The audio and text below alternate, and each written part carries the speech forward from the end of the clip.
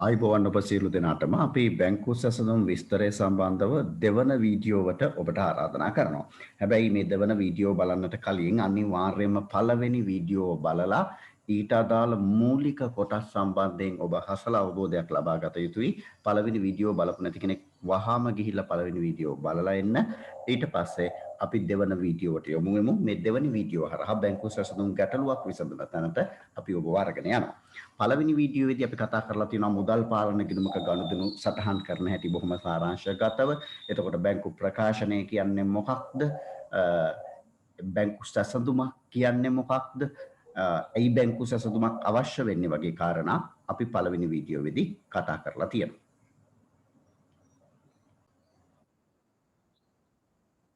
හරි අපි කලින් කතා කරලා තියෙනවා මුදල් පාලන ගිණුමක කොහොමද ගනුදෙනු සටහන් කරන්නේ. මුදල් පාලන ගිණුම හදන්නේ ව්‍යාපාරිකයෙක්.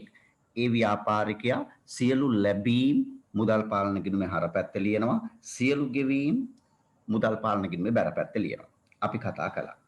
ඒත් එක්කම අපි කතා කළා අපි ඒ කියන්නේ ජංගම ගිණුම් හිමියා. ඒ කියන්නේ ව්‍යාපාරිකයා ගනුදෙනු සටහන් කරනවට වඩා විරුද්ධ පැත්තට තමයි බැංකුව ගනුදෙනු සටහන් කරන්නේ. ඒ කියන්නේ අපි හර කිව්වොත් බැංකුව කියන්නේ බැර කියලා.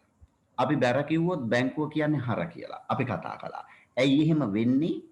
ව්‍යාපාරිකයා වන අපි මුදල් පාලන ගිණුමේ ගනුදෙනු සටහන් කරන්නේ වත්කම් මූලධර්මයට අනුව. නමුත් බැංකුව අපේ නමින් බැංකුවේ තියෙන ගිණුමේ ගනුදෙනු සටහන් කරන්නේ වගකීම් මූලධර්මයට අනුව. අපි ඔව්වා කලින් කතා කළා. ඊට පස්සේ අපි කිව්වා බැංකුව සාමාන්‍ය මාසයක් වගේ කාලයක් අවසානයේ අපේ ගෙදරට ලියුමක් යවනවා. ව්‍යාපාරිකයාගේ ගෙදරට ලියුමක් යවනවා. ඒ ලියුමට තමයි බැංකු ප්‍රකාශය එහෙම නැත්නම් බැංකු විස්තරය කියලා කියන්නේ කියලා අපි කිව්වා. එතකොට අපි කිව්වා ව්‍යාපාරිකයා සටහන් කරන හැම ගනුදෙනුවක්ම බැංකුවත් සටහන් කළොත් ව්‍යාපාරිකයාගේ මුදල් පාලන ගිණුමේ ශේෂයයි බැංකුවෙන් ගෙදරට එවන බැංකු ප්‍රකාශනයේ ශේෂයයි සිද්ධාන්තමය වශයෙන් එකිනෙක සමාන විය යුතුයි. නමුත් මේ ශේෂ දෙක සමහර ප්‍රායෝගික හේතුන් නිසා එකිනෙක අසමාන වෙනවයි කියලාත් අපි කිව්වා. ඒ හේතු මොනවද කියලා අපි තාම කතා කරලා ඉන්නේ. ඒකව අපි කිව්වා අපේ මේ පාඩමේ කතානායකයා බැංකු සැසඳුම් විස්තරය කියන්නේ මොකක්ද කියලා. මොකක්ද බැංකු සැසඳුම් විස්තරය කියන්නේ?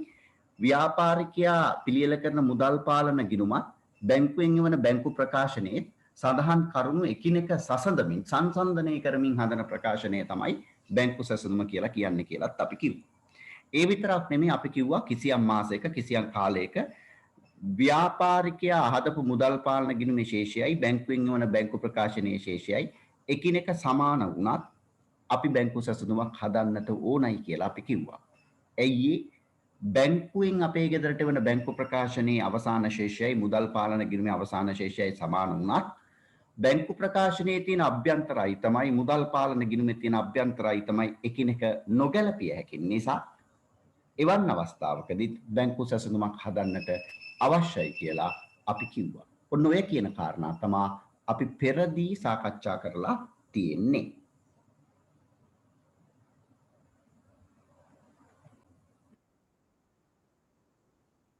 හොඳයි. දැන් අපිට කතා කරන්න තියෙන්නේ මෙන්න මෙතන. මොකක්ද අපිට කතා කරන්න තියෙන්නේ? අපිට කතා කරන්න තියෙන්නේ මේ ව්‍යාපාරයේ මුදල් පාලන ගිණුමේ ශේෂයයි.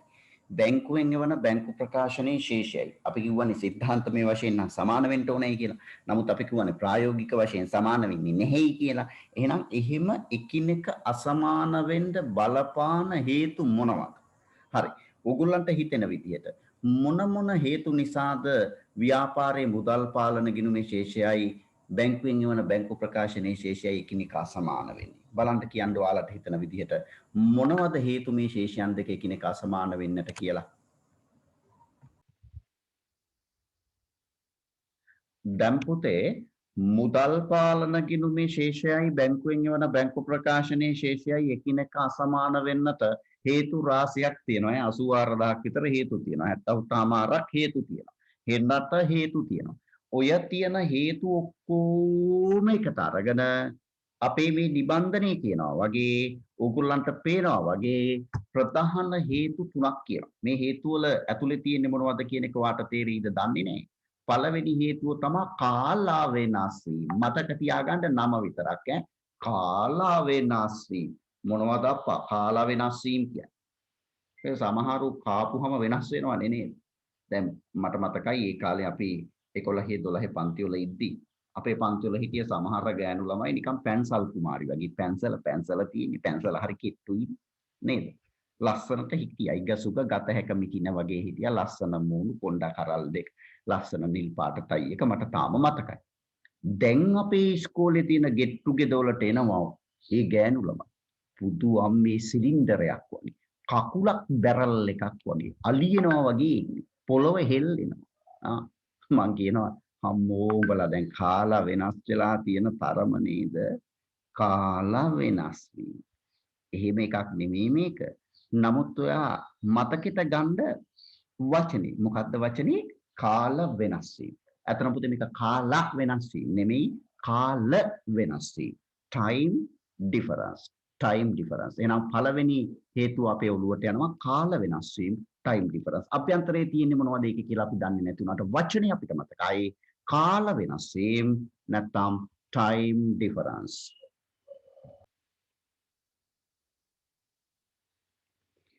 දෙවන වෙනස බලන්න. දෙවන වෙනස තමයි අත්හැරීම. omission. අනේ අපිට අතහැරෙනවා. අපිට අතහැරෙනවා නේ. සමහරු ඉතින් මේ ඔය ගණන් හදන්නේ පන්ති වල නිකන් සරස්වති මදන මොහොතකේ කාලා වගේ. ඒ වගේම නෙමෙයි ඔෆිස් ඇතුලේ වැඩ කරන්නේ. ඉතින් අත්හැරෙනවා. නේද? සමහර දේවල් අත්හැරෙනවා. අපි කියන omission කියලා. නම් පළවෙනි වෙනස කාල වෙනස් වීම, දෙවෙනි එක අත්හැරීම. හැබැයිටම අත්හැරීමක් කියන්නේ මොකක්ද කියන එක අපි තාම සාකච්ඡා කළේ නෑ. නමුත් ඔයාලා දන්නවා ප්‍රධාන වෙනස් වීම තුනයි. එක කාල වෙනස් වීම, දෙක අත්හැරීම. මගේ පුතේ යන්කෝ අපි තුන්වෙනි එකට. තුන්වෙනි එක තමයි වැරදි. අනේ වැරදි. දැන් ඔයාලා දන්නවනේ ඔය මංගල යෝජනා හිම බැලුවොත් පත්තරේකනේ. මම නම් අදටත් බලනවා ජොලියට වගේ.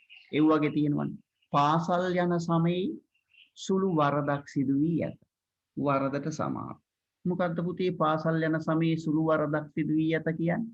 ඒ කියන්නේ ටීචර් ගේන්න කිව්වා ගෙදරින් එද්දී පොල් කොළ වලින් රූම් පෙත්තෙක් හදාගෙන අනේ ඒක ගේනියන්න බැරි වුණා. එතකොට ටීචර් කණෙන් ඇද්දා. ඒක තමයි පාසල් යන කාලේ සිදුවෙච්ච සුළු වැරද්ද. ඇයි මේ මංගල යෝජනාවලදී එහෙම දාන්නේ පාසල් යන කාලයේදී සුළු වරදක් සිදු වී ඇත. වරදට සමාව කියලා. ඒ ගැන අපි පස්සේ වෙනම කතා කරමු. ළමයි අපි ඉන්නේ පෙරදිග සමාජයකනේ. මේක බටහිර සමාජයක් නෙවෙයි. ඉතින් පෙරදිග සමාජේ කොහොමටත් ගෑනු ළමයි බොහොම පරිස්සමෙන් හැදෙන්නට උන. කුමරි බඹසර රකින්නට උන. එහෙම නැති වුණොත් ඒක ලොකු ගැටලුවක් වෙනවා. අපි අදටත් ජීවත් වෙන මේ පෙරදිග සමාජයේ කෙනෙක් කියන්න පුළුවන් මේක ගතානුගතික චාරිත්‍ර කියලා. නමුත් ඒක අපේ සංස්කෘතිය නිසා ඉතින් එහෙම වෙන්න වෙනවා නේ. අර කියනවනේ විසිරුණු මල් පෙති මලක් නොවේ නැගණී කියලා. මම ඒකයි කියන්නේ ගෑනු ළමයි ගුබ්බෑයමක් ගාවින් ගියොත් ඇති ගුබ්බෑයන් ඇතුළට යන්න ඕනේ නැහැ. මොනවද සර් ගුබ්බෑයන් කියන්නේ? ඇයි බං ඔය ගහලා තියෙන්නේ බෝඩ් හැමතැනම ROOMS කියලා ගහලා තියෙන්නේ ගුබ්බෑයන් කියන්නේ ඔන්න ඕව. ඕව ළඟින් ගියොත් ඇති. ඇතුළට යන්න ඕනේ. තමන්ගේ චරිතය එතනින් ඉවරයි. එතනින් ඉවරයි. නේද? දැන් අපේ නගරේ වුණත් ගුබ්බෑයන් හරියට තියෙනවනේ. ඔය පරණද ෆිනෑන්ස් එක ගාවින් ඇතුළට යන පාරේ හිම කුලියපිටිය නගරෙත් තියෙන ගුබ්බෑයන් රාශියක්. දැන් කුලියපිටිය නගරේ නෑනේ මේ. දැන් කතරගම වගේ නම් එහෙම රූම්ස් කියලා ගහලා තිබ්බට ප්‍රශ්නයක් නෑ. ඉතින් කතරගම එන මිනිස්සු නවතින්න දෙපේ. දැන් අපේ නගරේ මොනවද බලන්නද? මොකද අපිට මුහුදු වෙරළවල් තියෙනවා, ඒ ගල් කණු තියෙනවා. නේද? අපේ ඉතින් තියෙන්නේ මේ පඬුවස් දුවරපා මේ කබලෑ දේවාල. කබලෑ දේවාලේ බලන් දෙන මිනිස්සුන්ට නවතින්න වෙන්නේ නැති. එහෙනම් මං හිතන්නේ ඔය ගුබ්බෑයන් තියෙන්නේ. හරි. අපි ඒ ගැන වෙනම පස්සේ කතා කරමු. කොහොමරි වැරදි කියන එකත් එක්තරා හේතුවක්. දැන් පුතේ වට මතකයි ප්‍රධාන හේතු තුනක් තියෙනවා. මොනවද ප්‍රධාන හේතු තුන? එක කාල වෙනස් වීම, දෙවෙනි එක අත්හැරීම, තුන්වෙනි එක වැරදි. අපි ඕවගේ ඇතුලේ තියෙන මොනවද කියලා දන්නේ නැහැ. නමුත් අපි දන්නවා කාල වෙනස් වීම, අත්හැරීම සහ වැරදි නිසා ව්‍යාපාරිකයා හදන මුදල් පාලන කිරීමේ ශේෂයයි බැංකුව අපේ ගෙදරට එවන බැංකු ප්‍රකාශනයේ ශේෂයයි එකිනෙක අසමාන වෙනවා කියලා.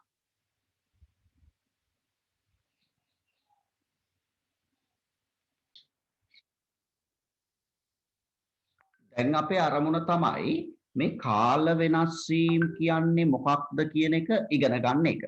right. අපි මේ බලමු මොනවද කාල වෙනස් වීම කියලා කියන්නේ කියලා. ඔව්. පුතේ කාල වෙනස් වීම කියලා කියන්නේ අපේ නිබන්ධනය බොහොම පැහැදිලිව කියනවා කාල වෙනස් වීම කියන්නේ ව්‍යාපාරය බැංකු ගිණුමේ සටහන් කළා. අතන මෙතන බැංකු කියන වචනේ වෙනුවට අපිට පුළුවන් නම් ලියන්න මුදල් පාලන ගිණුමේ කියලා වඩා නිවැරදි. අපි ඒක චුට්ටක් වෙනස් කරලා ලියමු. ව්‍යාපාරය මුදල් පාලන ගිණුමේ සටහන් කළා. කිසියම් කල්පමාවක් ගත වීම නිසා බැංකුවේ ජංගම ගිණුමේ සටහන් කිරීම ප්‍රමාද වී ඇති ගනුදෙනු කාල වෙනස් වීමය. හරි. එහෙනම් දැන් ඔයාගේ ඔළුවට යන්න තෝරන කාල වෙනස් වීම කියන්නේ මොනවටද? ව්‍යාපාරිකයා හදන මුදල් පාලන ගිණුමේ සටහන් කළත් බැංකුවේ තියෙන ජංගම ගිණුමේ සටහන් කිරීම යම් කල්ගත වීමක් සිද්ධ වෙලා තියෙන අයිතම. අපි සටහන් කරලා තියෙනවා. අපේ පැත්ත හරි. හැබැයි බැංකුව සටහන් කරලා නැහැ.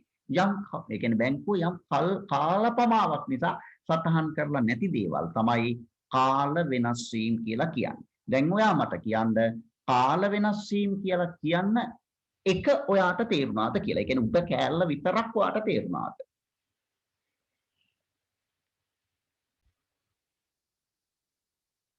එතකොට පුතේ ඔය කියන කාල වෙනස් වීම ප්‍රධාන වර්ග දෙකයි. එකක් තමයි මේ නම නම් කටපාඩම් වෙන්න ඕනේ. මොකක්ද පළවෙනි එක? තැම්පත් කළ නමුත් නිෂ්කාශනය නොවූ. ඒකටම තව සමාන වචනයක් කියනවා උපලබ්ධි නොවූ. ඒකටම තව සමාන වචනයක් කියනවා බැර නොවූ චෙක්පත්.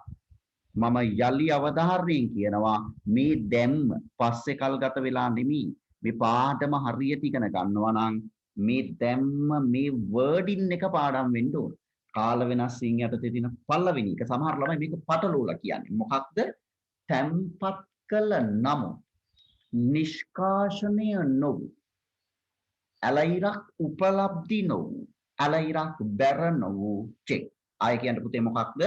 තැම්පත් කළ නමුත් නිෂ්කාශනය නොවූ, එහෙම නැත්නම් උපලබ්ධි නොවූ, එහෙම නැත්නම් බැර නොවූ චෙක්. ඇත්තටම අපි ඕකට ඉංග්‍රීසියෙන් කියනවා deposited but not realized කියලා. එහෙනම් ඕගොල්ලෝ ඔයාලගේ ඉංග්‍රීසි වචනේත් ලියාගමු deposited but not realized. Deposited but not realized. Deposited, D-E-P-O-S-I-T-E-D, deposited, B-U-T, but N-O-T, not realized. R-I-A-L-I-Z-E-D. එනම් මොකද්ද මේක? මේ වර්ඩින් ටික අපි ඔලුවට ගමු. තැම්පත් කළත් නිෂ්කාශනය නොවූ. නැත්නම් උපලබ්ධි නොවූ. නැත්නම් බැර නොවූ චෙක්. දැන් අපි බලමු ඒ කියන්නේ මොකක්ද කියලා.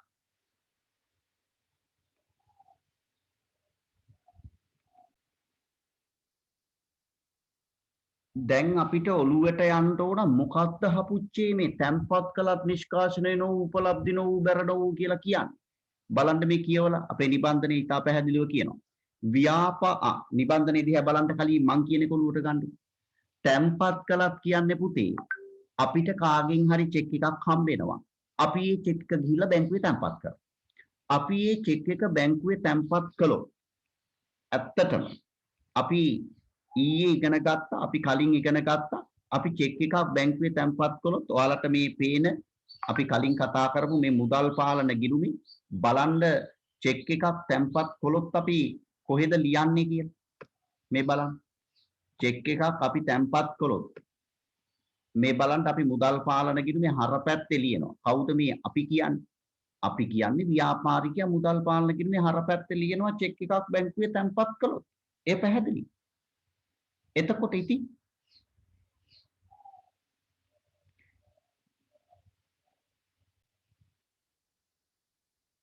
හරි. එතකොට ඔළුවට ගන්න දැන් චෙක් එකක් බැංකුවේ තැන්පත් කරපුවාම ව්‍යාපාරිකයා තමන්ගේ මුදල් පාලන ගිණුම හර කරනවා. හැබැයි අපි සටහන් කළාට තැන්පත් කළාට බැංකුව සටහන් කරලා නැහැ. ඇයි හේතුව? අපි තැන්පත් කළාට පුතේ බැංකුවට ඇවිල්ලානේ.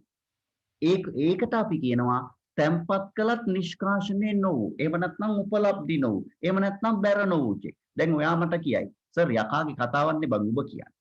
දැන් අපි ගිහිල්ලා චෙක් එකක් තැම්පත් කරනවා කියලා. මොකද චෙක් එක ගඟට දාලා එනවෙයි. අපි ගිහිල්ලා චෙක් එක දාන්නේ බැංකුවට. දැන් සර්ව කියනවා අපි චෙක් එක බැංකුවේ තැම්පත් කරාට බැංකුවට ඇවිල්ලා නැහැ. මහා කුණුහරුප කතාවක්. නෑ. මේ කියන්නේ මෙහිම.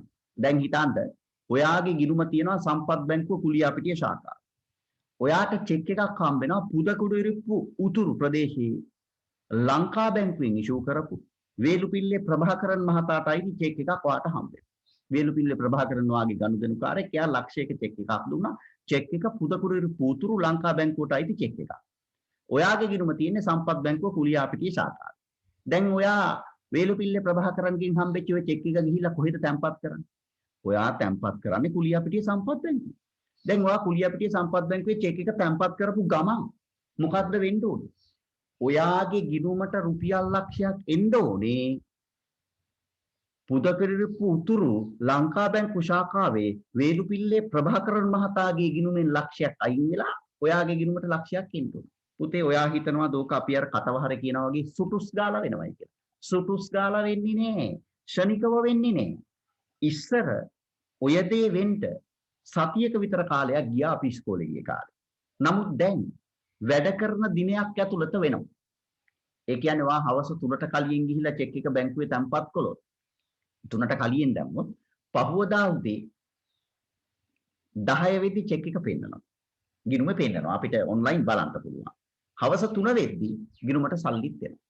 හැබැයි හිතන්න ඔයා ඔය කියන තැන්පත් කිරීම කරන්නේ සිකුරාදා හවස 3ක් පහුවෙන.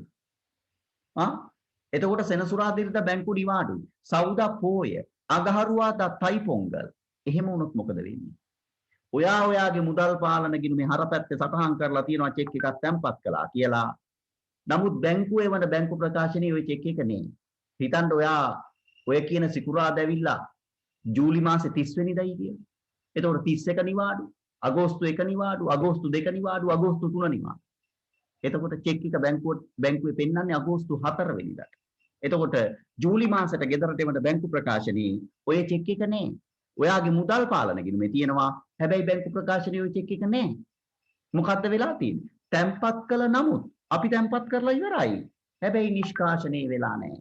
හැබැයි වෙනම සිංහල වචනයෙන් කිව්වොත් උපලබ්ධි වෙලා නැහැ. තවත් සිංහල වචනයකින් කිව්වොත් බැර වෙලා නැහැ. ඔව්වට අපි කියනවා තැන්පත් කළ නමුත් උපලබ්ධි නොවූ නිෂ්කාශනය නොවූ බැර නොවූ චෙක් කියලා. දැන් බලන්න අපි නිබන්ධනයක් චුට්ටක් කියවලා බලමු.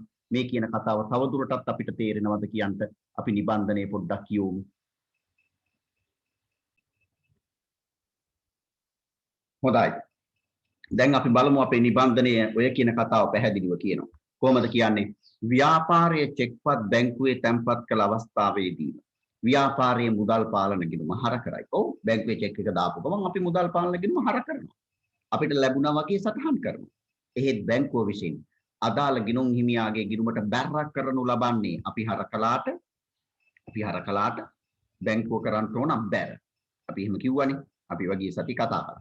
එහෙනම් බැංකුව එක බැර කරන්නේ කොහොම වුණාමද? චෙක්පත නිෂ්කාශනය වීමෙන් පසුව පමණයි. නිෂ්කාශනය වෙනවා කියන්නේ සැබෑ ලෙසම මුදල් ආවට පස්සේ. මෙහිදී යම් කාලපමාවක් සිදු විය හැකි බැවින්. ඔව් කාලපමාවක් සිද්ධ වෙන්න පුළුවන්. මම චෙක් එක තැන්පත් කළේ ජූලි මාසේ 30 වෙනි සිකුරාදා. පළවෙනිදා 31 සෙනසුරාදා. පළවෙනිදා ඉරිදා. සඳුදා පෝය, අඟහරුවාදා තයි පොංගල්. එතකොට කාලපමාවක් සිද්ධ වෙන්න පුළුවන්. සිදු විය හැකි බැවින් යම් දිනයකදී බැංකු ප්‍රකාශනයේ ශේෂයත් ව්‍යාපාරයේ මුදල් පාලන ගිණුමේ ශේෂයත් එකිනෙක වෙනස් විය හැකියි. ඔව් නියත ලෙසම වෙනස් වෙනවනේ. එහි අපේ මුදල් පාලන ගිණුමේ අපි හරපැත්තට දාලා තියෙනවා චෙක් එකක්. හැබැයි බැංකු ප්‍රකාශනයේ බැරපැත්තට චෙක් එක ඇවිල්ලා නැහැ. නිෂ්කාශනය වෙලා නැහැ. මේක කාගේවත් වරදක් නෙමෙයි පුතේ. කාගේවත් වරදක් නෙමෙයි.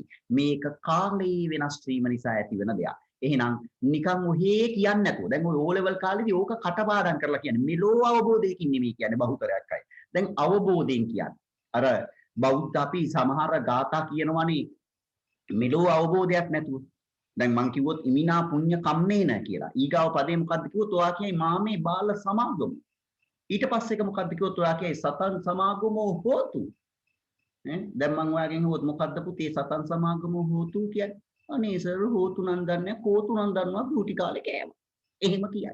අති බහුතරයක් පාලි පාට ඔය විදිහටනේ අපි පන්සලට ගිහිල්ලා කියන්නේ අපේ උපාසකම්මල හාමුදුරන්ට කලින් කියනවා. හාමුදුරුවම පරද්දගෙන යන්නේ.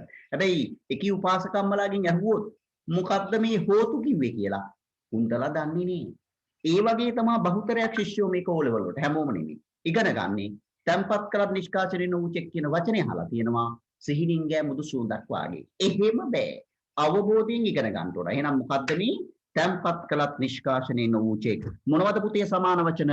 උපලබ්ධි නොවු චෙක්, බැර නොවු චෙක්. ඒ කියන්නේ මොකද්ද? සරල සිංහලෙන් අපේ රුධිරයට දැනෙන විදිහට කිව්වොත් අපි තැම්පත් කරපු චෙක් එකක් මුදල් පාලන ගිණුමේ හරපැත්තේ ලිව්වට බැංකුව තවමත් බැංකු ප්‍රකාශනයේ බැර පැත්තේ සටහන් කරලා නැති වට අපි කියනවා තැම්පත් කළත් නිෂ්කාශනය නොවු, වෙන වචනයකින් කිව්වොත් උපලබ්ධි නොවු, තවත් වචනයකින් කිව්වොත් බැර නොවු චෙක් කියලා. ඒක කාල වෙනස් වීම වල පළවෙනි අයිතමයි.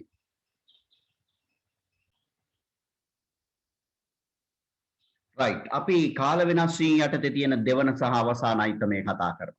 ඒ තමයි නිකුත් කළ නමුත් ඉදිරිපත් නොවු චෙක්පත්. ඒකත් මං කියන්නම්. දැන් ඔයා ව්‍යාපාරයක් කරගෙන යන්න.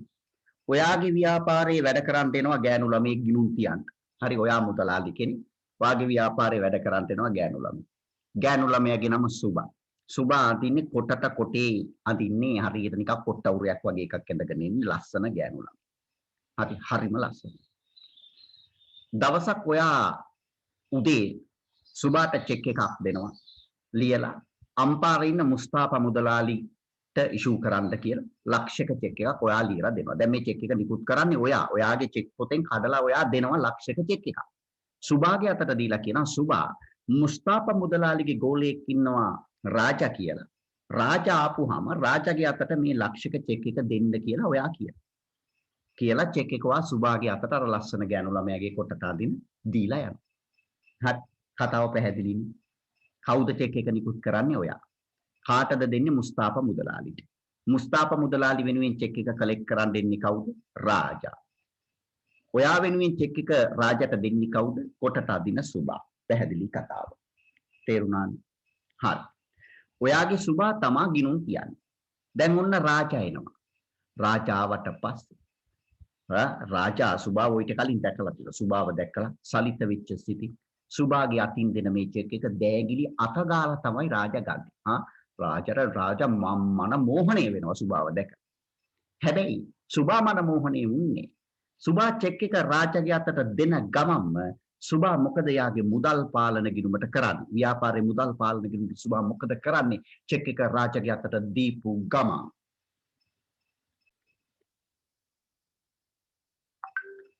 චෙක් එක රාජාගේ අතට දීපු ගමන් සුබා මුදල් පාලන ගිණුම බැර කරනවා. ඒ කියන්නේ චෙක් එක නිකුත් කළා. හැබැයි ඔය චෙක් එකට සල්ලි ගන්න නම් මුස්තාපා මුදලාලි වෙනුවෙන් ආපු රාජා ඔය චෙක් එක ගෙනහිල්ලා මුස්තාපාගේ අතට දෙන්න ඕනේ. මුස්තාපා අත්තාපල් මුත්තාපල් කියා ගිහිල්ලා පොඩි කාලේ එහෙම සෙල්ලමක් තිබුණේ අත්තාපල් මුත්තාපල් ඔයාලා කරලා දන්නේ අපි කළා. රෑන ගලේ ගල් කෙටුවත් මාව නම් අල්ලන්න බැරියෝ කියලා එකෙක් දුවනවා. එකෙක් නෙමෙයි සෙට් එකක් දුවනවා. එකෙක් පස්සේ බලනවා. ඒක තමයි අත්තාපල් මුත්තාපල්. මම දන්නේ නැහැ ඔයාලා කරලා තියෙනවද කියලා. ඒ ගැන අපි වෙනම කතා කරමු.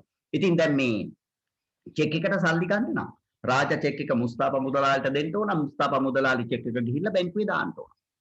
අනේ රාජා චෙක් එක දීපු සුබා ගැන හිත චෙක් එක අත ගගා රාජා ගෙදර යනවා.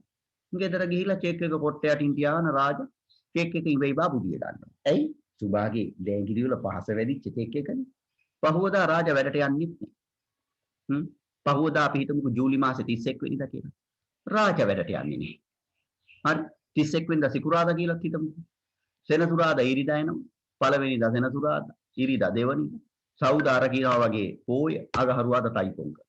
බදාදා ගියාට පස්සේ මුස්තාපා මුදලාලිට යකාන කියලා රාජාට කෝල් කරලා අහනවා කොහේ මොකද යකෝ වැඩට එන්නේ නැත්තේ? වරෙන් වැඩට කියපුවාම තමයි රාජා යන්නේ. චෙක් එකක් අරගෙන යනවා. ඉතින් එතකොට මේ චෙක් එක බැංකුවේ තැන්පත් වෙන්නේ සෑහෙන කාලයක් ගියාට පස්සේ. එතකොට අපේ ගිණුමෙන් සල්ලි ඉවත් වෙන්නේ. චෙක් එක නිකුත් කරපු දවසේ ඉඳන් සෑහෙන කාලයක් ගියාට පස්සේ තමයි අපේ ගිණුමෙන් සල්ලි ඉවත් වෙන්නේ. මොකද අපි චෙක් එක නිකුත් කළාට චෙක් එක ගත්තු රාජා හෙවත් මුස්තාපා රාජා එහෙම නැත්නම් මුස්තාපා චෙක් එක බැංකුවට ඉදිරිපත් කළේ නේ. ඉතින් අපි චෙක් එක නිකුත් කරද්දී අපි මුදල් පාලන ගිණුම බැර කරගත්තට චෙක් එක බැංකුවට ඉදිරිපත් වෙලා නැති නිසා බැංකුවෙන් සල්ලි එළියට ගියේ නැහැ. ඉතින් ওই චෙක් පත අපේ මුදල් පාලන ගිණුමේ බැර පැත්තේ තිබ්බට බැංකු ප්‍රකාශනයේ හර පැත්තේ නැහැ. ඔය වගේ වට අපි කියනවා නිකුත් කළ නමුත් ඉදිරිපත් නොවූ චෙක් කියලා. අපි ඉංග්‍රීසියෙන් කියනවා issued issued but not but not presented presented issued but not presented නිකුත් කළ නමුත් ඉදිරිපත් නොවූ චෙක්. මම හිතනවා පුතේ ඔයාට දැන් මේ කතාව පැහැදිලි කියලා.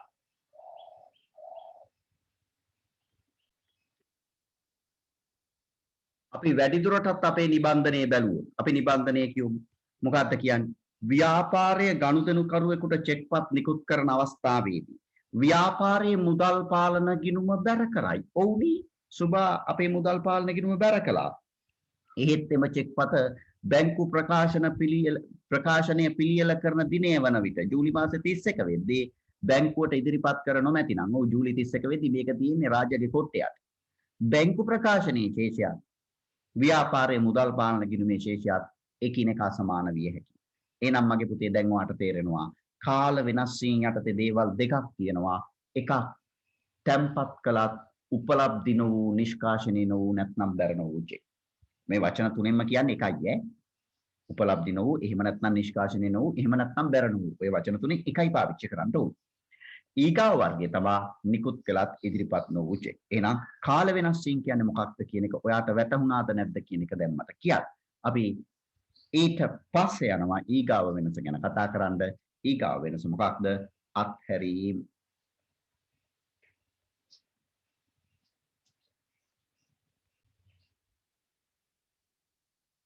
හරි. අපිට කතා කරන්න තියෙන්නේ අත්හැරීම ගැන. එහෙම නැත්නම් ඔමිෂන් ගැන. දැන් අත්හැරනවා කියලා කියන්නේ මොකක්ද? අත්හැරනවා කියන්නේ මිස් වෙනවා කියන එකනේ. අපි කියන්නේ I miss you කියලා නේ. දැන් ඕගොල්ලන්ට කියනවා කවුරු හරි කෙනෙක් ඔයාව හම්බෙන්න බස් ස්ටෑන්ඩ් එකට ඉන්න කියලා. අනේ ඔයාට වෙලාවට යන්න බැරි වෙනවා. අර මිනිස්සයා බලාගෙන ඉඳලා යනවා. එතකොට මේ මිනිස්සයාව ඔයා ආවේ නෑ. එක්කෙනෙක්ගේ පැත්ත හරි අනිත් කෙනාගේ පැත්ත හරිනේ. අන්න ඒ වගේ ඒවා තමයි අත්හැරීම කියලා කියන්නේ. දැන් කාගේ පැත්තද හරි? මේ බලන්න. අත්හැරීම කියලා කියන්නේ අපිට ඉතා පැහැදිලිව කියනවා බැංකුව ජංගම ගිණුමේ සටහන් කළත් බැංකුව නම් සටහන් කරලා ඉන්නේ. හැබැයි ව්‍යාපාරයට මුදල් පාලන ගිණුමේ සටහන් කිරීම අතපසු වී ඇති ගනුදෙනු. කාටද දැන් මේ අතපසු වෙලා තියෙන්නේ? කාටද මගේ හැරිලා තියෙන්නේ? ව්‍යාපාරයට මගේ හැරිලා තියෙනවා. ව්‍යාපාරයට අතපහු වෙලා තියෙනවා. අන්න ඒ වගේ ගනුදෙනු මගේ හැරීම් ලෙස සැලකේ. එවැනි අත්හැරීම් පහත පරිදි දැක්විය හැකියි. ඒ වගේ අත්හැරීම් වලට උදාහරණ රාශියක් තියෙනවා. එහෙනම් ව්‍යාපාරයට සටහන් කරන්නට අතහැරිලා තියෙන ඒවයි මේ අත්හැරීම් කියලා කියන්නේ.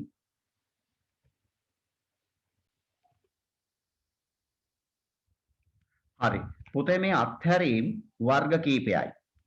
පළවෙනි එක තමයි තැම්පත් කළ නමුත් අගරු වීම මුදල් පාලන ගිණුමේ සටහන් නොවූ චෙක්පත්. ඔව්. අපි චෙක් එකක් බැංකුවේ තැන්පත් කරලා තියෙනවා. නමුත් බැංකුවේ චෙක් එක ප්‍රතික්ෂේප කරලා තියෙනවා. මොන යම් හෝ හේතුවක් නිසා ප්‍රතික්ෂේප කරලා තියෙනවා. නමුත් ඒ ප්‍රතික්ෂේප කිරීමට කියන ගිණුම් කරන වචනේ තමයි අගරු වීම. අපි කියනවා dishonor check එහෙම නැත්නම් return check කියලා. ඒ dishonor එහෙම නැත්නම් return වෙච්ච චෙක් එක. එහෙම නැත්නම් අගරු වෙච්ච චෙක් එක අපි මුදල් පාලන ගිණුමේ සටහන් කරන්නේ නැහැ. එතකොට ශේෂ දෙක වෙනස්. මේ බලන්න ගනුදෙනුකරුවෙක්ගෙන් ලැබී බැංකුවේ තැන්පත් කළ චෙක්පත් චෙක්පතක් තැන්පත් කළ විට ව්‍යාපාරයේ මුදල් පාලන ගිණුමට හර කරයි. ඔව්නේ. ගනුදෙනුකාරයෙක්ගෙන් චෙක් එකක් ලැබිලා බැංකුවේ තැන්පත් කරපුවම ව්‍යාපාරයේ මුදල් පාලන ගිණුමට හර කරනවා. එම චෙක්පත තැන්පත් කළ විට බැංකුව ජංගම ගිණුම බැර කර අගරු වීම පෙන්වීමට නැවත හර කරයි. ඔව්. මේ කියන කතාව තේරුම් ගන්න. අපි චෙක් එකක් බැංකුවේ තැන්පත් කරපුවම අපි අපේ මුදල් පාලන ගිණුම හර කරනවා. බැංකුව මොකද කරන්නේ? බැංකුව චෙක් එක ආපු විගස ජංගම ගිණුම බැර කරනවා. හැබැයි ඊට පස්සේ බැංකුව බලනවා මේ චෙක් එක පිළිගත හැකි චෙක් එකක්ද? අප්පච්චි බලපුවමයි තේරෙන්නේ පිළිගන්න බෑ. එහෙනම් අගරු කරන්න ඕන. එහෙනම් බැංකුව මොකද්ද කරන්නේ? පළමු පියවරේදී ජංගම ගිණුම බැර කරපු චෙක් එක දෙවනි පියවරේදී ගහනවා ජංගම ගිණුමේ හර පැත්තට ආයෙ වතාවක්. ඒ කියන්නේ චෙක් එක බැංකුවට ආවේ නෑ වගේ. ආපු ගමන් ජංගම ගිණුම බැර කළා, බැලුවා, පිළිගන්න බෑ, ජංගම ගිණුම හර කළා. එතකොට එම අගරු වීම ව්‍යාපාරයේ මුදල් පාලන ගිණුමේ සටහන් කරන තෙක් මුදල් පාලන ගිණුමේ ශේෂයයි බැංකු ප්‍රකාශනයේ ශේෂයයි එකිනෙකා සමාන වෙනවා. ඒ වගේවට අපි කියනවා තැන්පත් කළත් අගරු වෙච්ච චෙක්පත් මුදල් පාලන ගිණුමේ සටහන් වෙලා නැහැ කියලා. එතකොට ශේෂ දෙක එකිනෙක වෙනස්. දැන් බලන්න ඊගාව එක. මොකක්ද ඊගාව එක? නිකුත් කළ නමුත් අගරු වීම. කලින් කතා කළේ තැන්පත් කළ නමුත් අගරු වීම. දැන් කතා කරන්නේ නිකුත් කළ නමුත් අගරු වීම. මුදල් පාලන ගිණුමේ ගලපා නැති චෙක්පත්. ඒ කියන්නේ මේ බලන්න ණය හිමියන්ට එහෙම නැත්නම් වියදමක් සඳහා චෙක්පතක් නිකුත් කළ විට ව්‍යාපාරයේ මුදල් පාලන ගිණුමට බැර කරයි. ඇත්තනේ. අපි චෙක් එකක් නිකුත් කරපුවාම ව්‍යාපාරයේ මුදල් පාලන ගිණුමට බැර කරනවා. එම චෙක්පත බැංකුවට ඉදිරිපත් කළ විට ඒ චෙක් එක බැංකුවට ඉදිරිපත් කරපුවාම බැංකුව විසින් ජංගම ගිණුම හර කර හරිනේ අපි චෙක් එකක් නිකුත් කරපුවාම අපේ මුදල් පාලන බැර කරනවා. හැබැයි බැංකුව මොකද්ද කරන්නේ? ඒ චෙක් එක බැංකුවට ඉදිරිපත් වෙච්ච ගමන් එයාලා ජංගම ගිණුම හර කරනවා. හැබැයි අගරු වූ විට නැවත බැර කරා. තේරුම් ගන්න මේ කියන කාරණේ. අපි කාට හරි චෙක් එකක් නිකුත් කළා.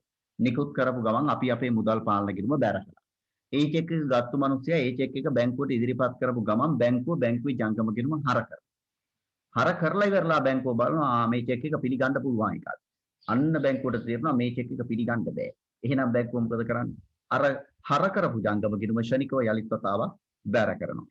ඒ කියන්නේ චෙක් එක ඇවිල්ලා නැහැ වගේ. එම අගරු වීම ව්‍යාපාරයේ මුදල් පාලන ගිණුමේ සටහන් කරන තෙක් මුදල් පාලන ගිණුමේ ශේෂයයි බැංකු ප්‍රකාශනයේ ශේෂයයි එකිනෙක අසමාන වෙනවා. එන අත්හැරීම් වලට හොඳ උදාහරණ දෙකක් තමයි තැන්පත් කරලා අගරු වෙච්ච චෙක් මුදල් පාලන ගිණුමේ සටහන් නොවීම. දෙවෙනි එක නිකුත් කරලා අගරු වෙච්ච චෙක් මුදල් පාලන ගිණුමේ සටහන් නොවීම. හොඳ උදාහරණ දෙකක් අත්හැරීම් වලට.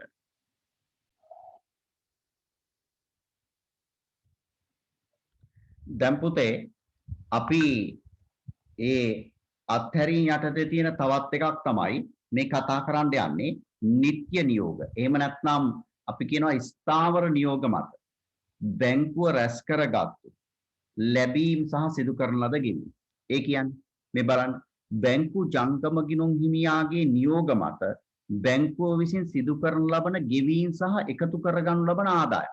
අපිම බැංකුවට කියලා තියෙනවා අපිම බැංකුවට නියෝගයක් දීලා තියෙනවා අපේ ගිණුමෙන් හැම මාසෙම 15 වෙනිදා රුපියල් 5000 ශ්‍රී ලංකා රක්ෂණ සංස්ථාවට යවන්න කියලා. අපි කියලා තියෙනවා. ඉතින් අපි කියපුවම බැංකුව යවනවා. ඒතකොට බැංකු ප්‍රකාශනයේ ඒක සටහන් වෙනවා. හැබැයි අපිට අමතක වෙනවා මුදල් පාලන ගිණුමේ සටහන් කරන්න. ඕකේ අනිත් පැත්තත් වෙන්න පුළුවන්. අපි බැංකුවට කියලා තියෙනවා අපි වෙනුවෙන් ලැබිය යුතු ලාභාංශ ආදායමක්. ලාභාංශ කියන්නේ අපි කොටස් වෙළඳ පොලේ තියෙන සමාගමක ආයෝජනය කරොත් ඒ සමාගමේ ලාභයෙන් අපිට ලැබෙන කොටස තමයි ලාභාංශ. අපි කියලා තියෙනවා බැංකුවට අපිට ලාභාංශ ආදායමක් ලැබෙන්න තියෙනවා. එකී ලාභාංශ ආදායම මගේ ගිණුමට රැස් කරගන්න. ඉතින් බැංකුව රැස් කරගන්න. හැබැයි අපිට අමතක වෙනවා. අපි මුදල් පාලන ගිණුමේ සටහන් කරන්නේ. එතකොට ඔය කියන විදිහට නිත්‍ය නියෝග නැත්නම් ස්ථාවර නියෝග මත බැංකුව ගෙවනවා, බැංකුව රැස් කරගන්නවා, ඒව බැංකුව සටහන් කරලා තියෙනවා. හැබැයි අපිට සටහන් කරන්නට මගහැරෙනවා. ඒවා අපි මගහැරීම් ගණයටයි දාන්නේ.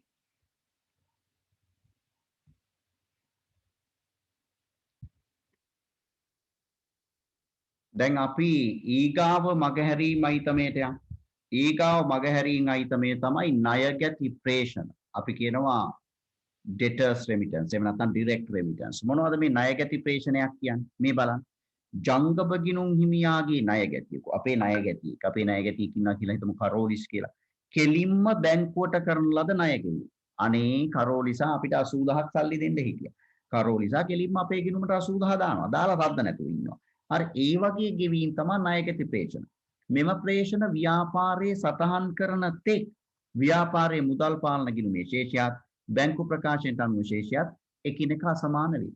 කරෝලිසා අපූර්වට අපේ ගිණුමට සල්ලි දාලා සද්ද නැතුව ඉන්නවා. ඒතකොට අපේ ගිණුමට සල්ලි දැම්මොත් බැංකු ප්‍රකාශනයේ ඒක වාර්තා වෙනවා. අපි දන්නෙත් නැහැ කරෝලිසා සල්ලි දැම්මද කියලා. ඉතින් අපේ මුදල් පාලන ගිණුමේ සටහන් වෙලා නැහැ. ඉතින් ඒ වගේ අවස්ථාවක බැංකුවෙන් එවන බැංකු ප්‍රකාශනයේ ශේෂයයි අපි හදන මුදල් පාලන ගිණුමේ ශේෂයයි එකිනෙක අසමාන වෙනවයි කියලා වෙනම කියන්න දෙයක් නැහැ අසමාන වෙනවා.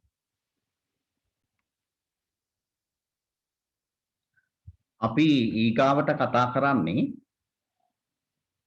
මගහැරීම් යටතේ තියෙන අවසාන අයිතමය. ඒ තමයි බැංකුව විසින් අය කළ විවිධ ගාස්තු. මේ බලන්න බැංකුව ගිණුම් හිමියාගෙන් විවිධ ගාස්තු අය කළ විට එම අය කිරීම ව්‍යාපාරයේ මුදල් පාලන ගිණුමේ සටහන් කරන තෙක් බැංකු ප්‍රකාශනයට අනුව ශේෂයත් මුදල් පාලන ගිණුමට අනුව ශේෂයත් එකිනෙක අසමාන වේ. ඔව් අපි දන්නෙත් නෑ සමහර වෙලාවට බැංකුව අපේ ගිණුමේ විවිධ ගාස්තු අය කරගෙන තියෙනවා. ඉතින් බැංකු ප්‍රකාශනයේ ගෙදරට එනකම් අපි දන්නේ නෑ සමහර වෙලාවට හැමතිස්සෙම නෙමෙයි. ඉතින් ඒ වගේ වෙලාවක බැංකු ප්‍රකාශනයේදී ගාස්තු අඩු වෙලා තියෙනවා අපේ මුදල් පාලන ගිණුමේ ගාස්තු සටහන් වෙලා නැහැ. ඉතින් ඒකත් මගහැරීම් අයිතමක් විදියට තමයි පුතේ අපි සලකන්නේ.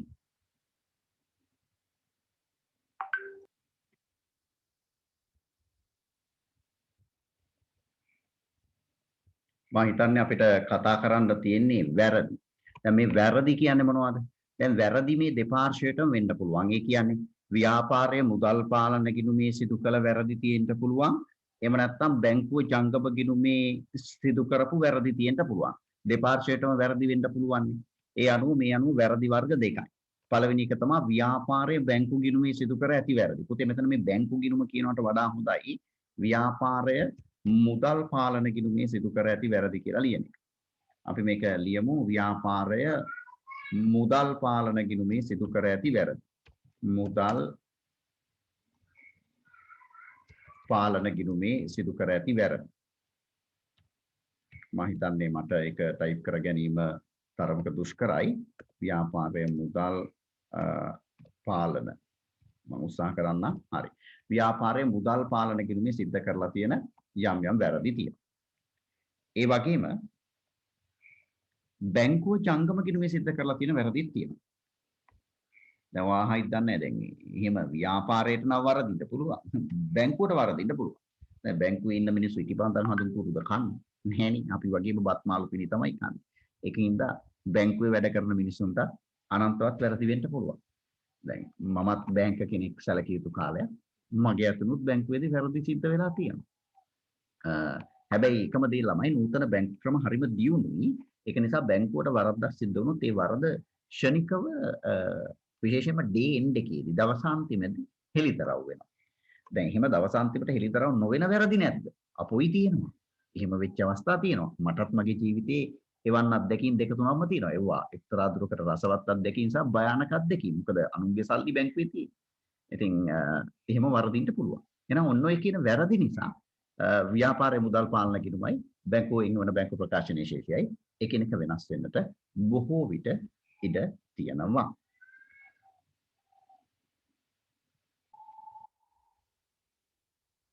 හොඳයි.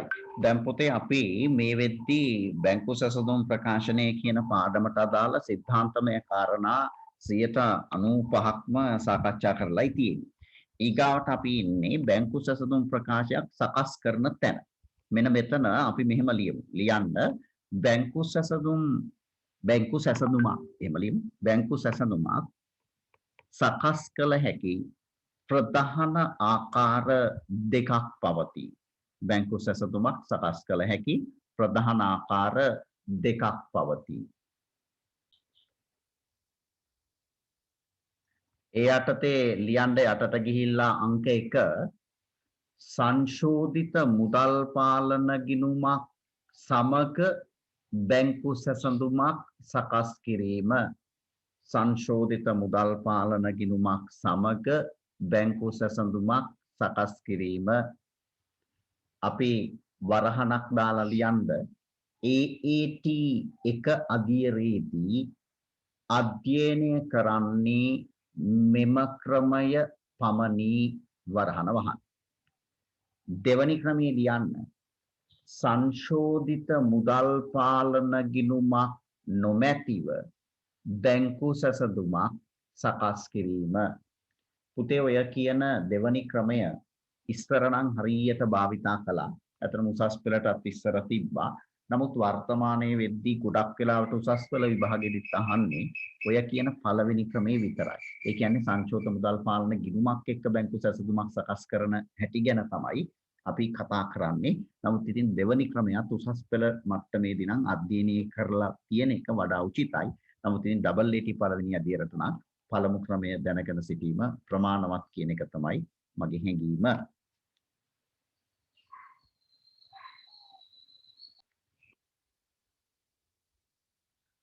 හොඳයි. දැන් අපේ නිබන්ධනයේ හැටියට අපිට ඊගාවට කතා කරන්න තියෙන්නේ සංශෝධන මුදල් පාලන ගිණුම.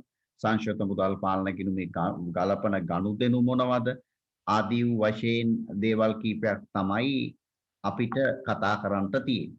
හැබැයි ඊට මත්තෙන් මම කැමති ගානකට ගිහිල්ලා අපහසුයෙන් හරි ගානක් හදලා ඊට පස්සේ ආය වතාවක් මෙතෙන්ට ඇවිල්ලා සංශෝධන මුදල් පාලන ගිණුම කතා කරන්න. ඒක නිසා අපි සියලු දේවල් මගහැරලා ගානක් හදන්නට යනවා. අපි අපේ නිබන්ධනයේ තියෙන මෙන්න මේ තිරිණිගේ ව්‍යාපාරයේ කියන දෙවනි ගාන අපි හදන්නට උත්සාහ කරනවා. ඒ ගාන හදන අතරවාරේ අපි හැකිතාක් සිද්ධාන්තමය කොටස් කතා කරන්නට උත්සාහ කරමු. දැන් මේ තිරිණිගේ ව්‍යාපාරයේ ගාන බැලුවොත් ඒ ගානේ කියනවා තිරිණිගේ ව්‍යාපාරයේ මුදල් පාලන ගිණුමේ ශේෂය 2018 මාර්තු 31ට 40000ක හර ශේෂයකි. අපි ඉරක් ගහගමු නැත්නම් හයිලයිට් කරගමු 2018 මාර්තු 31ට කීයක්ද තියෙන්නේ 42000ක හර ශේෂයක් තියෙනවා. පහත සඳහන් හේතු නිසා එය බැංකු ප්‍රකාශනයේ ශේෂය සමග එකග නොවේ. එහෙනම් මේ මුදල් පාලන ගිණුමේ ශේෂය බැංකුවෙන් යවන බැංකු ප්‍රකාශනයේ ශේෂයත් එක්ක ගැළපෙන්නේ නැහැ. මෙන්න මේ කියන හේතු අතින් අපෙන් අහන්නේ සංශෝධිත මුදල් පාලන ගිණුම බැංකු සැසඳුම් ප්‍රකාශය. එමනම් පුතේ මේ අභ්‍යන්තරයේ දේවල් කියවීම පැත්තක තියලා අපිට අඳින්න වෙනවා සංශෝධිත මුදල් පාලන ගිණුමක් හා බැංකු සැසඳුමක්. දැන් සංශෝධිත මුදල් පාලන ගිණුමක් කියන්නේ නිකම්ම තී ගිණුමක්. බැංකු සැසඳුමක් කියන්නේ කොයි වගේ එකක්ද කියලා මම ඕගොල්ලන්ට කියලා දෙන්නම්. හරි අපි රූල් කරලා පටන් ගමු.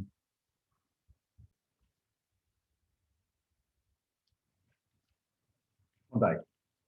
දැන් අපි උත්සාහ කරන්නේ මේ ආකෘතීන් ගැන අවබෝධයක් ලබා ගන්නට.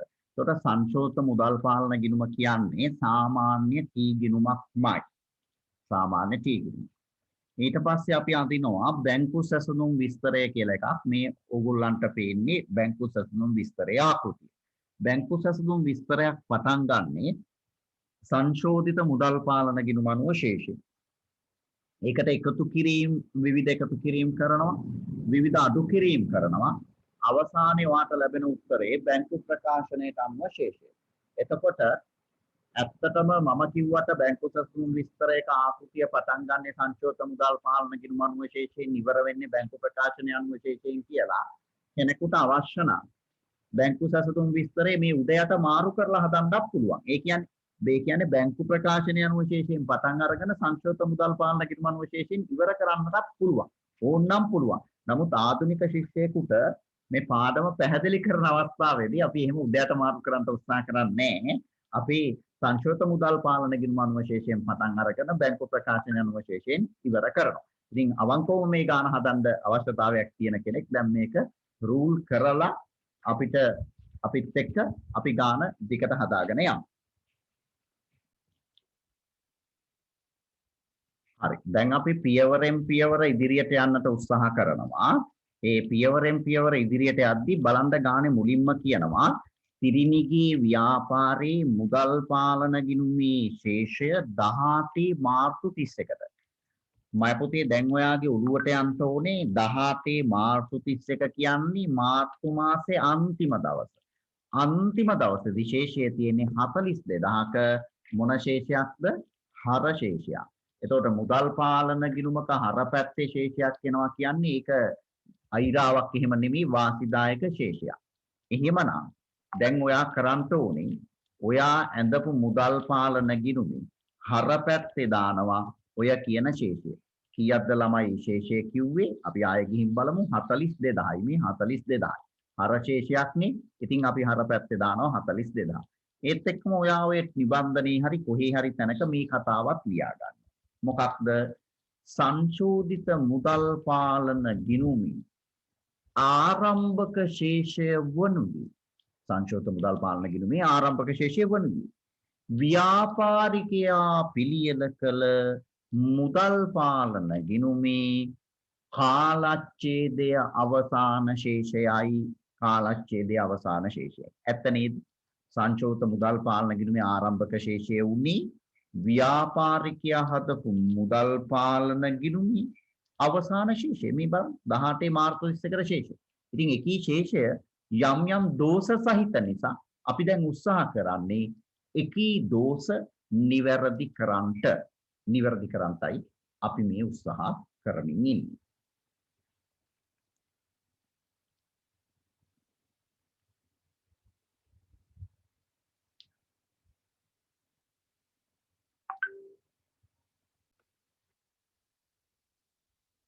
දැන් පුතේ අපේ ඔළුවට යන්න ඕනේ මෙන්න මේ කියන හේතු 8 නිසා මුදල් පාලන ගිණුමේ ශේෂයයි බැංකු ප්‍රකාශනයේ ශේෂයයි එකිනෙක වෙනස්. එහෙමනම් ඔය හේතු 8න් යම් යම් කරුණු ඔයා මේ ඇඳපු සංශෝධිත මුදල් පාලන ගිණුමේ එක්කෝ හර පැත්තේ එක්කෝ බැර පැත්තේ ලියන්න ඕන. ඔය හේතු 8න් යම් යම් කරුණු ඔයා මේ ඇඳපු බැංකු සැසඳුමේ එක්කෝ එකතු කළා ගොඩේ ලියන්න ඕනේ එක්කෝ අඩු කළා ගොඩේ ලියන්න ඕනේ. දැන් මේ පාඩමේ ඔච්චරයි තියෙන්නේ.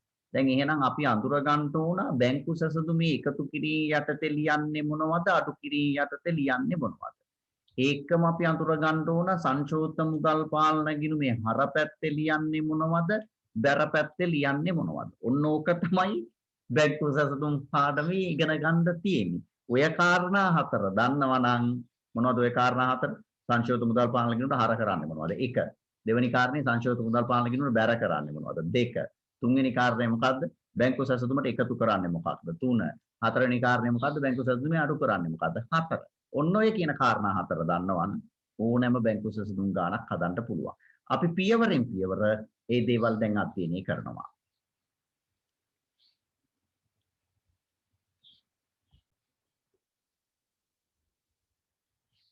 දැන් ඔයා ආය වතාවක් පසුබහින්ද මෙන්න මෙතෙන්ට කොතෙන්ටද සංශෝධිත මුදල් පාලන ගිණුම කියන තැනට ඔය ගානට කලින් නිබන්ධනයක තිබ්බේ.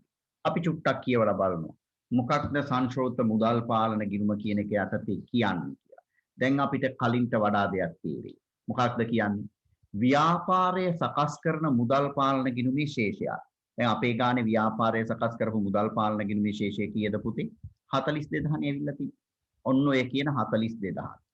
බැංකුවේ වන බැංකු ප්‍රකාශනයේ ශේෂයත් අසමාන වීමට බලපාන හේතු අතරේ මුදල් පාලන ගිණුමේ සටහන් නොකළ අත්හැරීම් highlight කරන්න අත්හැරීම් සහ ව්‍යාපාරය මුදල් පාලන ගිණුමේ සිදු කළ වැරදි අත්හැරීම් සහ ව්‍යාපාරය මුදල් පාලන ගිණුමේ සටහන් කරපු වැරදි නිවැරදිව සටහන් කරන්න සකස් කරන ගිණුම තමයි සංශෝධිත මුදල් පාලන ගිණුම. එතකොට සංශෝධිත මුදල් පාලන ගිණුමේ සටහන් කරන්නේ අත්හැරීම් සහ මුදල් පාලන ගිණුමේ සිද්ධ වෙච්ච වැරදි විතරයි. අර හේතු 8න් මට හොයලා දෙන්න අත්හැරීම් සහ මට හොයලා දෙන්න මුදල් පාලන ගිණුමේ සිද්ධ වෙච්ච වැරදි මොනවද කියලා.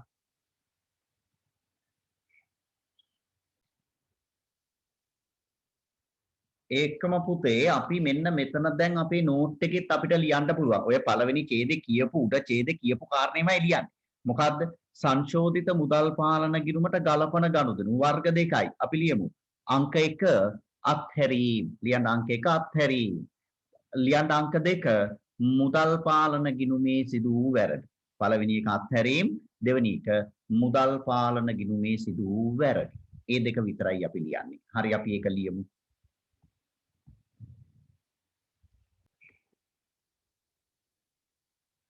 හරි. අපි අපේ ගානට එනවා. ගානි කියනවා පළවෙනි එක. බැංකුව අය කරන ලද 800ක බැංකු ගාස්තුවක් මුදල් පාලන ගිණුමේ සටහන් වී නැත. ඉතින් පුතේ මගේ හැරීමක් නේ. බැංකු ගාස්තුව මුදල් පාලන ගිණුමේ සටහන් වෙලා නැහැ. අත්හැරීමක්. එහෙනම් මගහැරීමක්. අපි මුදල් පාලන ගිණුමේ සටහන් කරනවා බැංකු ගාස්තුව. දැන් බැංකු ගාස්තු කියන්නේ අපිට ලැබිච්ච එකක්ද අපි ගෙවපු එකක්ද? අපි ගෙවපු එකක්. අපි ගෙව්වා නම් ලියන්න ඕන හර පැත්තේද බැර පැත්තේද? ගෙව්වා නම් සල්ලි යනවනේ. අපි ගෙව්වා නම් ලියන්නේ බැර පැත්තේ. ඒක අපි දන්නවා. ඉතින් අපි බැර පැත්තේ ලියමු. මොනවද අපි ලියන්නේ? බැංකු ගාස්තු. කීයද පුතේ බැංකු ගාස්තු තිබ්බේ? අපි ආයෙත් ගානට ගිහින් බලලෙමු. බැංකු ගාස්තු මේ වාට පේනවා රුපියල් කීයද? මගේ මේ පැන්සල තියෙන තැන. බැංකු ගාස්තු රුපියල් 800යි නේ. බැංකු ගාස්තු රුපියල් 800යි. එහෙනම් අපි සංශෝධ මුදල් පාලන ගිණුමේ බැර පැත්තේ ලියනවා බැංකු ගාස්තු 800යි කියලා. මම හිතන්නේ හරිම සරලයි. ඔයාට වැටහුණා.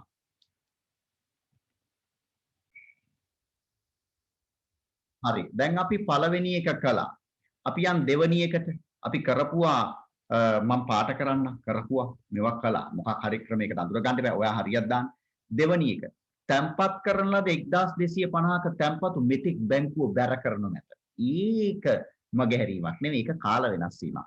තැම්පත් කළත් නිෂ්කාශනයේ නො උපලබ්ධි නො නැත්නම් බැර නො චෙක්. ඒක කාල වෙනස් වීමක් පුතේ. අපි දෙවෙනි එක මොහොතකට ඉදිරි කරමු. තුන්වෙනි එක.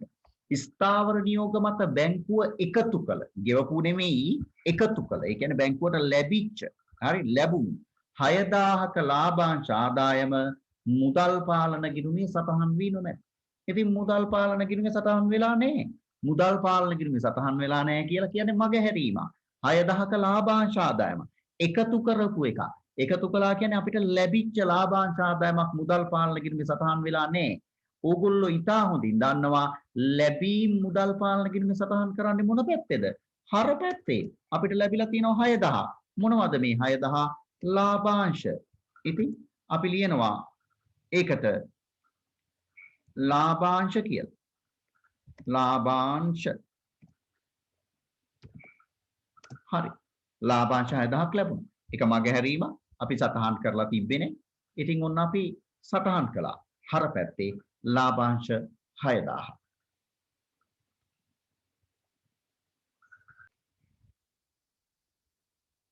හරි. අපි දැන් තුන්වෙනි ගනුදෙනුවත් බැලුවානේ. තුනත් බැලුවා. එක බැලුවා. තුන බැලුවා. හරි. ඊගාවට හතර. හතර මොකක්ද කියන්නේ? ස්ථාවර නියෝග මත බැංකුව විසින් ගෙවා අඩු කළ. අනේ ගෙවපු එක. 15000ක රක්ෂණ ගාස්තු මුදල් පාලන ගිණුමේ සටහන් වී නැත. ඒකත් මගහැරීමක් නෙනේද? අපි ගත්තු නිසා මම පාට කරනවා. ඒකත් මගහැරීමක් නේ. මගහැරීමක්.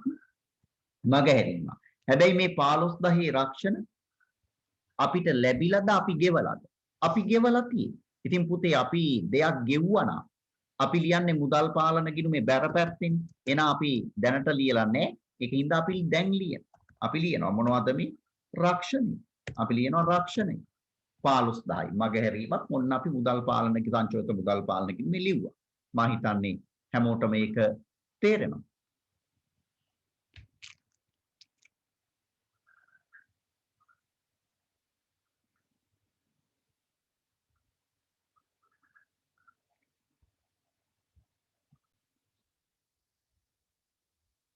ඊට පස්සේ අපි ඊගාව අයිතමේට ගියොත් පස්වෙනි අයිතමේ නිකුත් කරන ලද චෙක්පත් වලින් 15400ක චෙක්පත් මුදල් ලබා ගැනීමට බැංකුවට ඉදිරිපත් වීම බෑ. මුදු අම්මෝ නිකුත් කළා ඉදිරිපත් උන්නේ. ඒක නිකුත් කළ නමුත් ඉදිරිපත් නොවූ අයිතමයක්. ඒ කියන්නේ ඒක කාල වෙනස් වීමක්. කාල වෙනස් වීම ලියන්නේ නැහැනේ සංශෝධ මුදල් පාලන ගිණුමේ. සංශෝධ මුදල් පාලන ගිණුමේ ලියන්නේ මොනවද? අත්හැරීම් සහ වැරදි. right. අපි 6 වෙනි එකට එමු. බැංකුව විසින් ගෙවා අඩු කරලා 8200ක ණය වාරික හා පොලිය මුදල් පාලන ගිණුමේ සටහන් වී නොමැත. මේ බලන්න යලිත් මුදල් පාලන ගිණුමේ සටහන් වෙලා නැහැලු. එහෙනම් ඒක මුදල් පාලන ගිණුමේ සිද්ධ වෙච්ච එක්කෝ වරදක් නැත්නම් අත්හැරීමක් නේද? මොකද්ද? බැංකුව විසින් ගෙවා අඩු කරන ලද 8200ක ණය වාරික හා පොලිය. ඉතින් අපි සටහන් කරමුකෝ. අපි සටහන් කරනවා මුදල් පාලන ගිණුමේ. මේක අපෙන් අඩු වෙච්ච එකක්.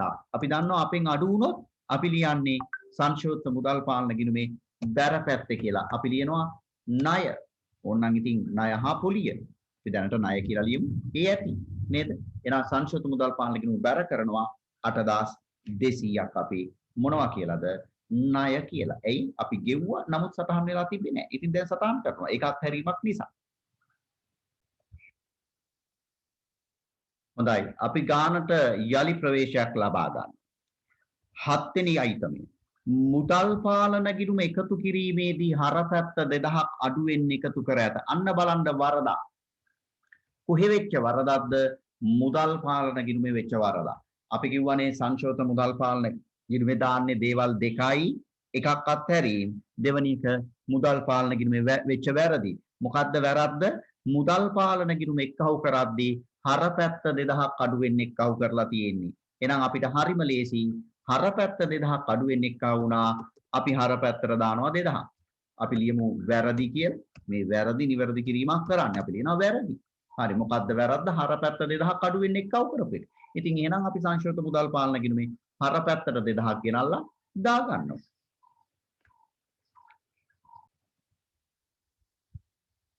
හරි අපි යලිත් ගැටලුව තිබ්බ තැනට ආවොත්.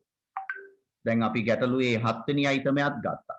8 වෙනි අයිතමේ රුචිර සමාගම බැංකුවේ තැන්පත් කළ 5000ක් වැරදීමකින් බැංකුවට මෙම ව්‍යාපාරික බැංකු ගිණුමට බැර කර තිබේ. පුතේ ඒක සංශෝධිත මුදල් පාලන ගිණුමේ ලියන්න බෑ. ඇයි? ඒක වරදක් තමයි. කාටද වැරදුනේ? බැංකුවට සිද්ධ වෙච්ච වරදක්. බැංකුවට සිදු වෙච්ච වැරදි අපි සංශෝධිත මුදල් පාලන ගිණුමේ දාන්නේ නෑ. ඉව යන්නේ බැංකු සැසඳුමට.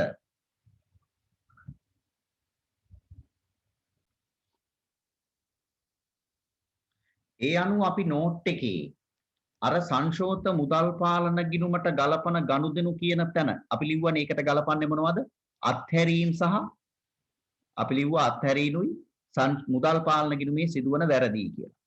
එතන තව රූල් දෙකක් තියෙනවනේ. අන්න එතන පුළුවන් නම් තරුවක් දාලා ලියන්න.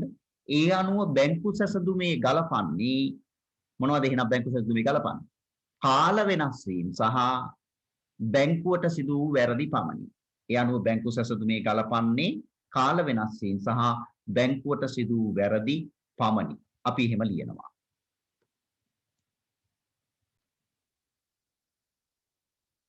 එහෙනම් පුතේ ඔයාට දැන් අතිශයින් පැහැදිලි අපි සංශෝධිත මුදල් පාලන ගිණුම ඇතුලේ ගලපනවා අතහැරීම් සහ මුදල් පාලන ගිණුමේ සිද්ධ වෙච්ච වැරදි. අපි බැංකු සැසඳුමේ ගලපනවා කාල වෙනස් වීම සහ බැංකුවට සිදු වූ වැරදි. දැන් අපේ කාල වෙනස් වීම යටතේ පළවෙනි කාල වෙනස් වීම අපිට හම්බෙන්නේ දෙවනි අයිතමේ. තැන්පත් කරන ලද 1250ක චෙක්පත් මෙතෙක් බැර කර නොමැත. පුතේ හොඳින් බලන්න මේ අයිතමේ ලියන්නේ අඩු කිරීම අයිතමයක් විදිහට. එහෙනම් අපි බැංකු සැසඳුමේ අඩු කිරීම අයිතම විදිහට ලියනවා. බැංකු සැසඳුමේ අඩු කිරීම අයිතමයක් විදිහට ලියනවා. තැන්පත් කළත්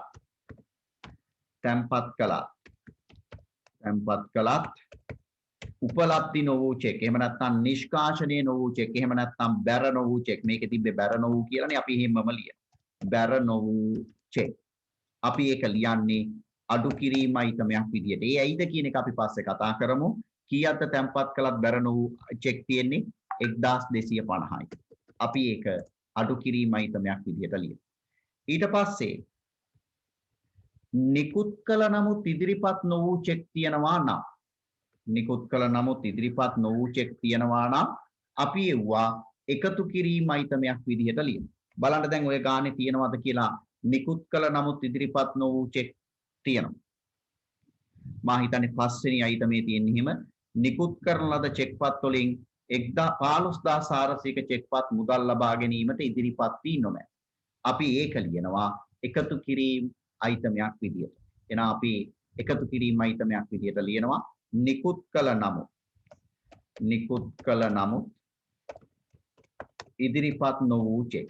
නිකුත් කළ නමුත් ඉදිරිපත් නො වූ චෙක් කියලා අපි ලියමු. ඉදිරිපත් නො වූ චෙක්. බලන්න නිකුත් කළ නමුත් ඉදිරිපත් නොවිච්ච චෙක් පුතේ කීයක් මේ ගානේ තිබ්බද කියලා 5 වෙනි අයිතමේ 15400ක් තියෙනවා. ඒ ඇයිද කියන වග අපි පස්සේ කතා කරමු. දැනට අපි මේ විදිහට කරගෙන යනවා.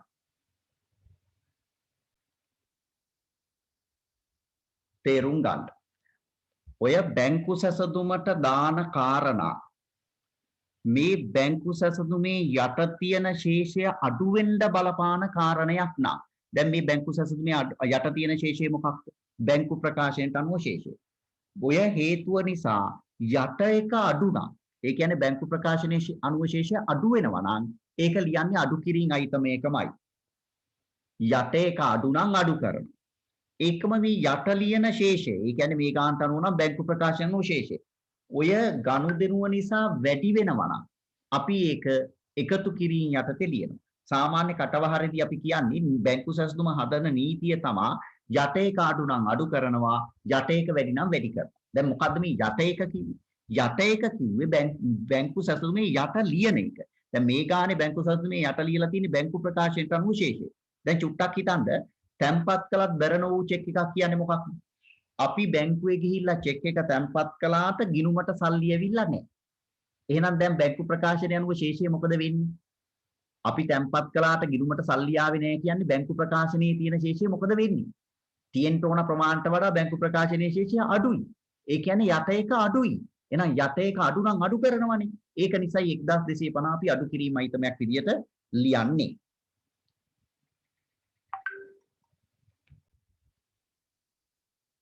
කොට අපි කිව්වේ යට එක අඩු නම් අඩු කරනවා යට එක වැඩි නම් වැඩි කරනවා. බලන්න නිකුත් කළ නමුත් ඉදිරිපත් නොවූ චෙක් වලදී මොකද වෙන්නේ? නිකුත් කළා. ඒ කියන්නේ අපි මුදල් පාලන ගිණුමේ බැර කරනවා. අපි නිකුත් කරනවා. හැබැයි චෙක් එක ගත්තු එක චෙක් එක බැංකුවට ඉදිරිපත් කරලා නැහැ. ඒ කියන්නේ බැංකුව මේ චෙක් එකට ගෙවන්නේ. දැන් බැංකු ප්‍රකාශනයේ ශේෂය මොකද වෙන්නේ? අනේ ඉතින් ගෙවන්න ඕන චෙක් එකකට බැංකුව ගෙව්වේ නැහැ කියන්නේ බැංකු ප්‍රකාශනයේ ශේෂය වැඩිපුර තියෙනවනේ. ගෙවන්න ඕන එකක් ගෙවලා නැහැ. බැංකු ප්‍රකාශනයේ ශේෂය දැන් වැඩි. යට තියෙන්නේ බැංකු ප්‍රකාශනයේ දැන් යට එක වැඩි. අපේ නීතිය තමයි යට එක වැඩි නම් වැඩි කරනවා. අන්න ඒක නිසා වැඩි කරනවා කියන්නේ එකහු කරනවා කියන එකනේ. ඒකයි අපි එකතු කිරීම අයිතම යටතේ ලිව්වේ නිකුත් කළත් ඉදිරිපත් නොවූ චෙක් එක.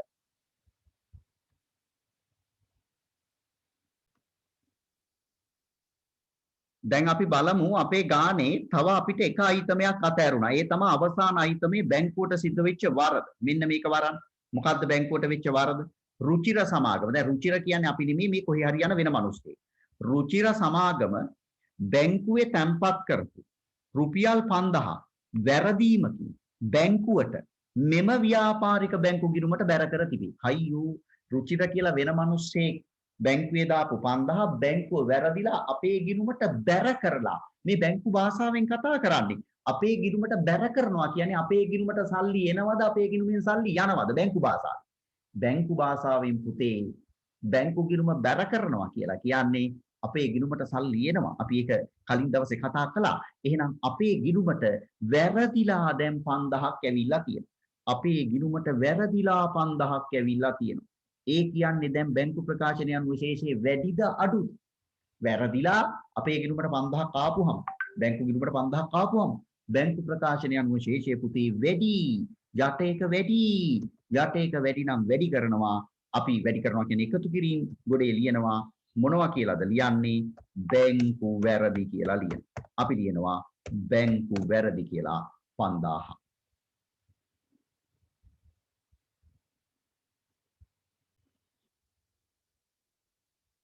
දැන් අපි සියලු කාරණා සටහන් කරලා ඉවරයි. අපිට තියෙන්නේ ගාන තුලනය කරන්න. අපි සංශෝධිත මුදල් පාලන ගිණුම තුලනය කරනවා. එක්කව කරන්න සංශෝධිත මුදල් පාලන ගිණුමේ හරපැත්ත වැඩි. හරපැත්ත එකතුව 50000යි. අපි ඒක දෙපැත්තෙම දානවා. එතකොට අපි පහළටගෙන ගිය ශේෂය ගන්නවා. 50000න් අපි අඩු කරනවා 800ක්. අපි අඩු කරනවා 15000ක්. අපි අඩු කරනවා 8200ක්. එතකොට එනවා සංශෝධිත මුදල් පාලන ගිණුම අනුව ශේෂය කීයද 26000ක් කියලා අපිට එනවා සංශෝධිත මුදල් පාලන ගිණුම අනුව ශේෂය. හොඳයි. අපිට සංශෝධිත මුදල් පාලන ගිණුම අනුව ආවා ශේෂය 26000. අපි මේ ශේෂය දාලා බැංකු සැසඳුම ඉවර කරනවා. කීයද අපිට ආවේ 26000ක හර ශේෂයක්. එකතු කිරීම අයිතම දෙකක් තියෙනවා. අපි මේ දෙක යටින් ගහනවා ඉරක්. ඉරක් ගහලා එකතුව දකුණේ තීරුවට මාරු කරනවා. කීයද එකතුව තියෙන්නේ පුතේ 15400 ධන 5000. ඒ කියන්නේ 20400යි. 20400 යටනු තිරක් ගහලා අපි ගන්නවා එකතුව 26000 ධන 20400. කීය දෙන උත්තරේ 46400. අඩු කිරීම අයිතම තියෙන්නේ 1යි. ඒක යටින් ඉරක් ගහලා දකුණට මාරු කරනවා. අපි අඩු කිරීම අයිතම ගන්නේ වරහණක් ඇතුළට 1250. එහෙනම් 46400න් 1250 අඩු කළාට පස්සේ උත්තරේ අපිට එනවා 45150යි කියලා. ඔය 45150 තමයි බැංකු ප්‍රකාශනයට අනුව ශේෂය විදිහට සටහන් කරන්නේ.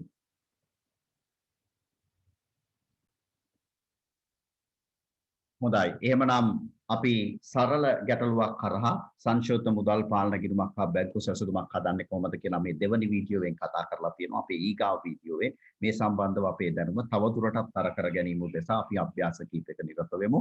සාවධානව අපිට සවන් දුන්නට බොහොමින්ම ස්තුතියි. ඔබට නිබන්ධනයක් අවශ්‍ය නම් 077 33 87 788 WhatsApp පණිවිඩයක් කියවලා නිබන්ධනයක PDF කොපියක් ලබා ගන්න. එhmenan ස්තුතියි ඔබට. අපි ගිහින් එන්නම්. ආයුබෝවන්.